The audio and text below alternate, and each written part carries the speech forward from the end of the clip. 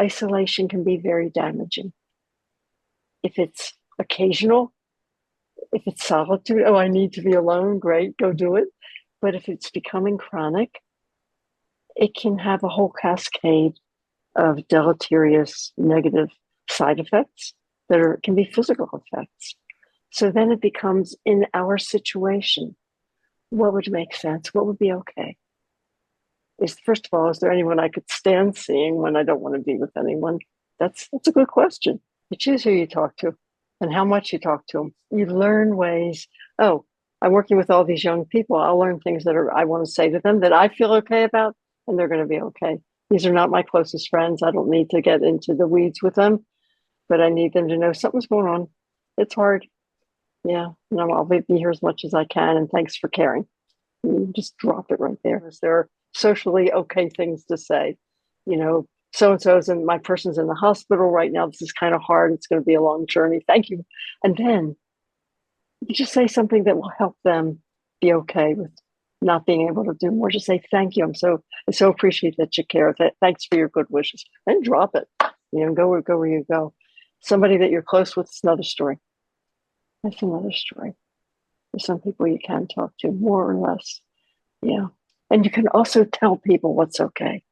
I don't want to talk about this right now. I just want you to tell me how your kids are. I want to spend some time with you. But I think it's very important to have boundaries in your own mind, having boundaries. I don't need to talk about that person about all these details, or I do need to talk about my best friend, and I can say, I just need to talk with you a little about what happened yesterday.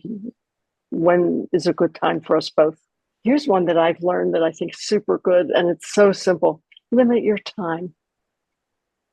Limit your time on purpose.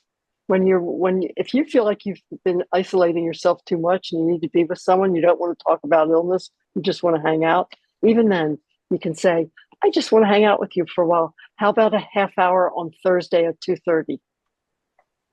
I mean, that may sound crazy, but it's good for a couple of reasons. You have just put bookends on how long you're going to meet. You're seeing someone you haven't seen for a while.